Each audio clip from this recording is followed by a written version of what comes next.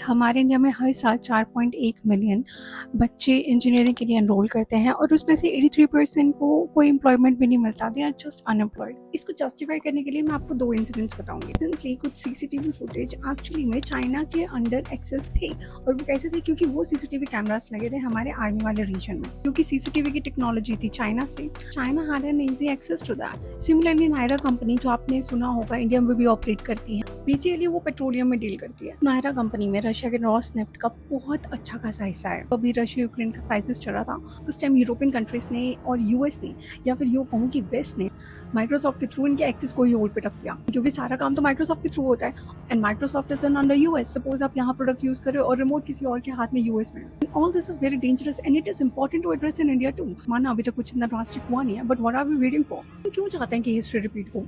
1999 में जब कारगिल वॉर हुई थी, उस टाइम जब यूएस से हमने कोऑर्डिनेट्स मांगे थे ताकि हम अपने देश की आर्मी को प्रोटेक्ट कर सकें, उनको सर्विलेंस दे सकें, तब तो यूएस ने मना कर दिया। इतने बड़े इंसिडेंट के बाद हमें अक्ल आई थी कि नहीं, we have to have a good access in technology. तब जाके हमने नेविक बनाया। अब जिनको नेविक का पता नहीं है, नेविक इंडिया का अपना एक नेविगेशन सिस्टम है, जो कि 7 सैटेलाइट्स का एक कॉम्बिनेशन है। देखिए, आज हर एक चीज डिजिटल है, और डिजिटल है इसका मतलब उसमें कहीं ना कहीं सॉफ्टवेयर भी यूज हो रहा है, हार्डवेयर भी यूज हो रहा है। अब अगर हार्डवेयर और सॉफ्टवेयर के लिए हम किसी और देश पर डिपेंडेंट हैं, तो डायरेक्टली और इनडायरेक्टली उन देशों के पास ही रिमोटली एक्सेस है उन सॉफ्टवेयर और हार्डवेयर का। वो कभी भी हमारे अगेंस्ट यूज कर सकते हैं। चलो, ये आर्मी फोर्सेस वाला सीसीटीवी मैटर तो हम भूल भी जाते हैं। व्हाट इफ रिमोटली हाईजैक कर लिया जाए मिलिट्री सिस्टम को? मान लो अगर इंडिया पाकिस्तान की लड़ाई हो रही हो और मिड फाइट ही किसी मिसाइल टारगेट को ही हैक कर लिया जाए, एंड वर्स्ट केस डिसेबल ही कर दिया जाएगा रेडार सिस्टम या कम्युनिकेशन सिस्टम को। Are we waiting for all this? Right now it's very important, India को डिजिटल सॉवरेनिटी लानी पड़ेगी।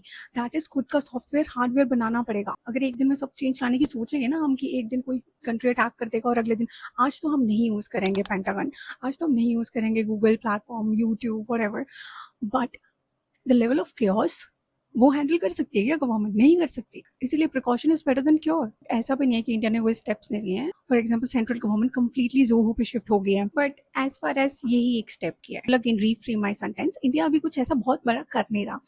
कंपैरेटिवली वेस्ट में एक्चुअली में बहुत चेंज लाया जा रहा है, ताकि इन टेक्नोलॉजी से यूएस की डोमिनेंस निकाली जा सके। फ्रांस माइक्रोसॉफ्ट टीम और जूम को एक्चुअली रिप्लेस कर रहा है अपने वीडियो टूल से, जो कि इंडिपेंडेंट होंगे by 2027। Similarly European countries and Netherlands are also doing this. In fact Turkey भी अपनी फॉरेन टेक डिपेंडेंसी कम करने वाला है। जो मैंने आपको सबसे पहले नंबर दिया था, कितने इंजीनियर्स और इतने अनएम्प्लॉयड इंजीनियर्स हैं इंडिया में, तो उनका क्या फायदा?